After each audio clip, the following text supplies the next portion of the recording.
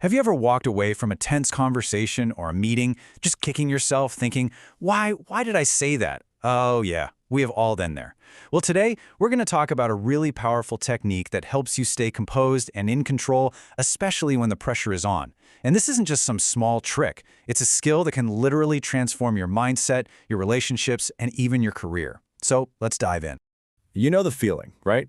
Your heart starts pounding, your mind is racing a mile a minute, and you feel this overwhelming urge to just react.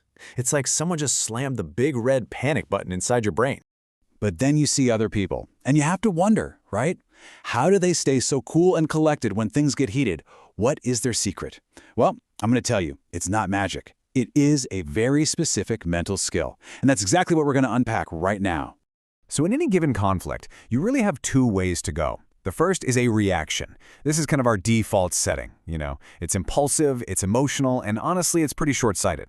But the other option is a response. And a response is deliberate, it's calm, and it's strategic.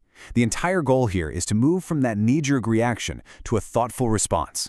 And look, let's be real. Getting stuck in that reaction zone is totally normal. It's a deeply wired human instinct that's been with us forever. But the key thing to remember is you don't have to stay there. You can absolutely learn to choose a different path. So how do we do it? How do we actually make that shift? Well, one of the most powerful ways is a simple mental move called zooming out. It's all about creating just a little bit of space between what happens to you and what you do next. Just imagine this playing out in your head. Someone says something that just pushes your buttons. Every single part of you is screaming, "Fire back, defend yourself, win this argument right now." And that is the critical moment of choice. And right there, in that tiny little gap, that's your chance. Instead of just letting that impulse take over, you do two simple things. First, you just pause, take a breath, and then you mentally zoom out, almost like you're a camera pulling back to see the whole scene. So what do you actually see from way back there? Well, you start to see all the stuff that was completely invisible when you were right up in the action. Suddenly, you can see the long-term goal, not just the fight you're in. You might, for the first time, actually consider the other person's point of view. And maybe most importantly, you remember that the relationship itself is way more valuable than winning this one little battle. Now, this whole zooming out thing, it's not just a nice little metaphor. It is a real, actual function of your brain. And it's powered by something called executive control. Executive control.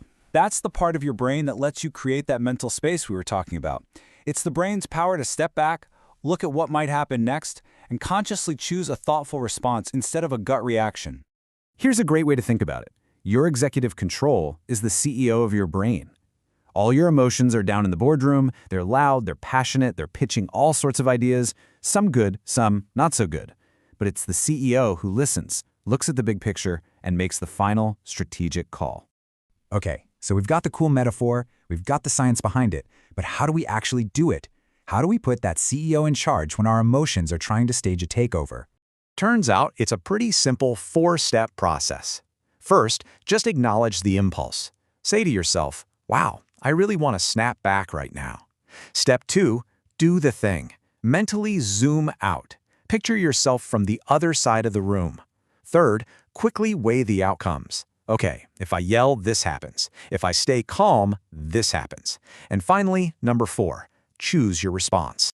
And that's it. That's the whole game right there. That little 4-step loop, which can happen in just a few seconds, is the mechanism that shifts you from being a passenger hijacked by your emotions to being the pilot in full control of where you're going. So, what is the most important thing to take away from all of this? I think it's knowing that you have the power to build this skill for yourself. This isn't for other people. This is for you. And this part is absolutely crucial. The ability to stay calm isn't something you're either born with or you're not. It is a mental muscle, plain and simple. And just like any other muscle, the more you use it, the stronger it gets. Nobody starts out as an expert at this. Every single time you manage to pause and zoom out, you're basically doing a rep at the mental gym. And over time, that pause gets easier. The whole process gets faster, and your default setting starts to become calmer and more in control. You are literally rewiring your brain for better outcomes. So I'll just leave you with this question. Think about your week coming up. You've probably got a tough conversation, a stressful project, maybe just dealing with rush hour traffic. What is one specific moment where you can consciously decide to practice this? Because that, right there, that's where the real change begins.